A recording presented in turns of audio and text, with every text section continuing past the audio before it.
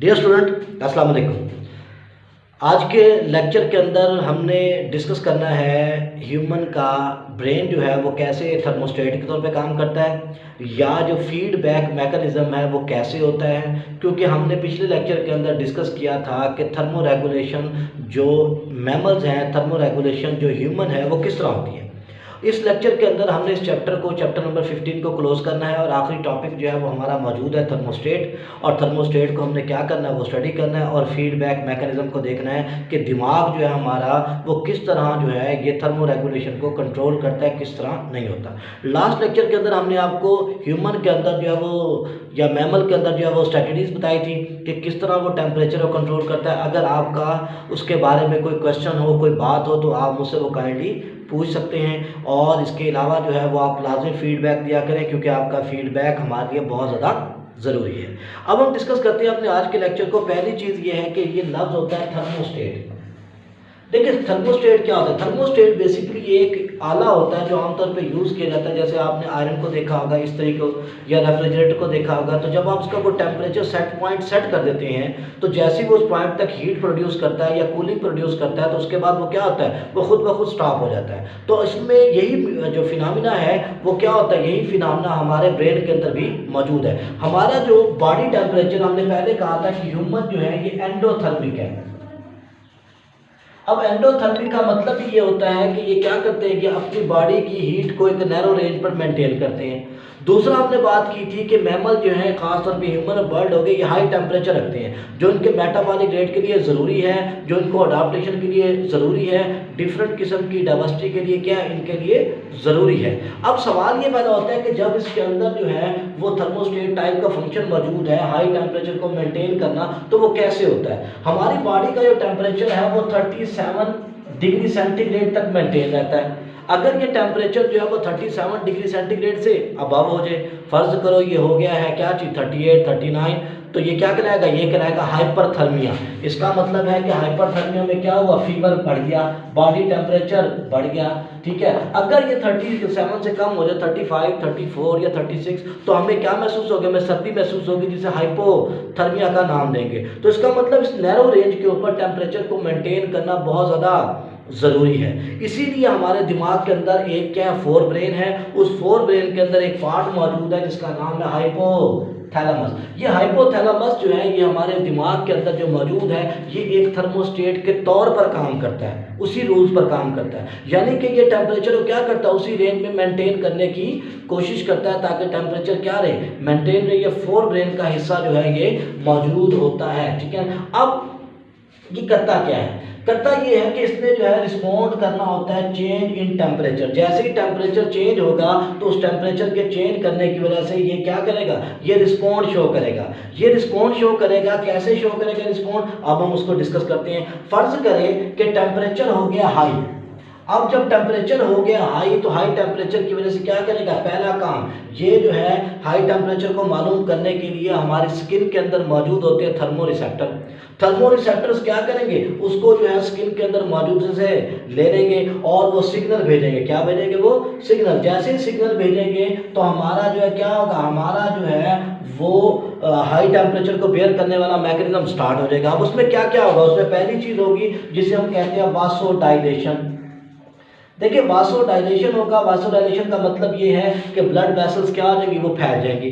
जब blood vessels फैलेंगी तो जो स्किन है, स्किन के ऊपर जो मौजूद है ब्लड वेसल्स, उनकी सप्लाई बढ़ जाएगी। जैसे उनकी सप्लाई बढ़ेगी ब्लड वेसल्स के फैलने के सरफेस एरिया बढ़ जाएगा। जब सरफेस एरिया बढ़ेगा तो मैक्सिमम हीट जो है वहाँ से क्या होगी, वो वहाँ से रेडिएशन की शक्ल में खारिज होगी ताकि टेम्परेचर क्या हो सके, मेंटेन हो सके। दूसरा काम स्किन का ही है। स्किन में मौजूद होते हैं ग्लैंड जिसे हम कहते हैं स्वेट ग्लैंड। अब ये जो स्वेट ग्लैंड मौजूद होते हैं, ये स्वेट ग्लैंड क्या करते हैं, ये स्वेटिंग पैदा करेंगे। जैसे ही स्वेटिंग होगी, स्वेटिंग के बाद क्या होगा, एवेपोरेशन होगी और एवेपोरेशन काज कूलिंग, तो बॉडी टेम्परेचर मेंटेन हो जाएगा। और ये सिग्नल किसने भेजा, ये हाइपोथैलेमस ने इस सिग्नल को भेजा ताकि ये मैकेनिज्म क्या हो जाए, ये एक्टिव हो जाए।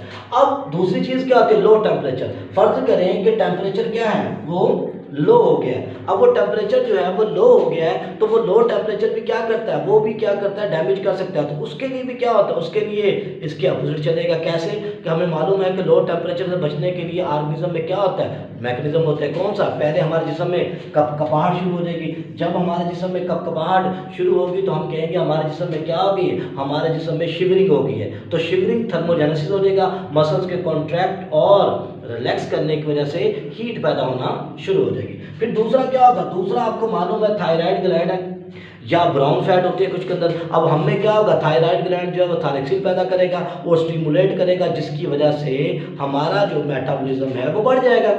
जैसे ही हमारा मेटाबॉलिज्म बढ़ेगा, उसके बढ़ने से क्या होगा, उसके बढ़ने से हीट पैदा होना शुरू हो जाएगी। तो हम कोल्ड स्ट्रेस के अंदर, कोल्ड इन्वायरमेंट के अंदर खुद को जो है वो बचा लेंगे। तो पेपर में ये आता है कि सवाल के थर्मोस्टेट फंक्शन जो है वो ब्रेन का कैसे होता है, या जो है फीडबैक मैकेनिज्म वो कैसे होता है, ये हमारा कॉमन सवाल आता है। फिर उसके बाद जो नेक्स्ट क्वेश्चन आता है वो आता है व्हाट इज पायरेक्सिया, कि ये पायरेक्सिया क्या होता है। देखिए, पायरेक्सिया एक ऐसी कंडीशन है जिसमें बॉडी का टेम्परेचर जो है वो रेज हो जाता है। वो टेम्परेचर इसलिए रेज होता है कि ताकि अगर कोई इन्फेक्शन हुई है, कोई चीज़ हुई है, तो हमारी बॉडी जो वो हाई टेम्परेचर से कोप करने के लिए जो हमारे अंदर मैकेनिज्म है वो एक्टिव हो जाए। तो हम बात करते हैं पायरेक्सिया की। पायरेक्सिया क्या होता है, पायरेक्सिया जो है असल में क्या होता है, जब बैक्टीरियल जो वायरल इन्फेक्शन होती है, तो जब कोई बैक्टीरिया या वायरल या कोई पैथोजन, हम कॉमनली कह सकते हैं, जब कोई पैथोजन हमारी बॉडी के अंदर क्या होता है वो एंटर होता है, तो वो पैथोजन और हमारे जो ब्लड है ये पैदा करता है एक केमिकल। उस केमिकल का नाम होता है पायरोजिन।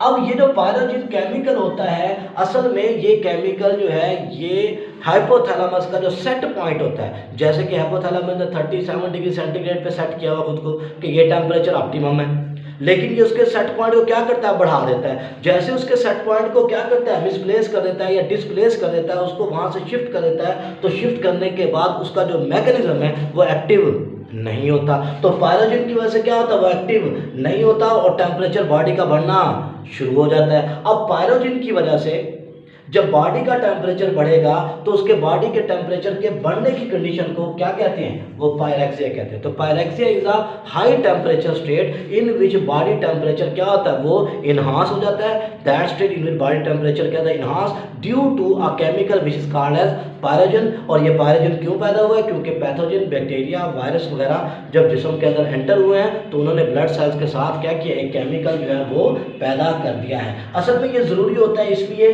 कि जब अगर क्या हो, केमिकल को पैथोजन आया है तो उसे मारने के लिए बॉडी क्या करते हैं, खुद कोशिश करते हैं, हमारा इम्यून सिस्टम उससे लड़ने की कोशिश करता है। अगर तो उसमें कामयाब हो जाए तो फिर कुछ घंटों के बाद बुखार खुद ब खुद ठीक हो जाता है, टेम्परेचर खुद ब खुद ठीक हो जाता है। अगर वो ना हो तो फिर हमें क्या करनी पड़ती है, फिर हमें जो है वो एड लेनी पड़ती है, फिर हम कोई एंटीबायोटिक या जो है वो वैक्सीन वगैरह लेते हैं ताकि उससे क्या कर सकें, ताकि हम उससे बच सकें। तो ये हमारा आज का टॉपिक था और ये हमने चैप्टर नंबर 15 को क्लोज कर दिया है सेकंड ईयर के। अब हम नेक्स्ट जो है चैप्टर नंबर 16 को देखेंगे कि उसमें क्या क्या चीज़ें मौजूद हैं। शुक्रिया।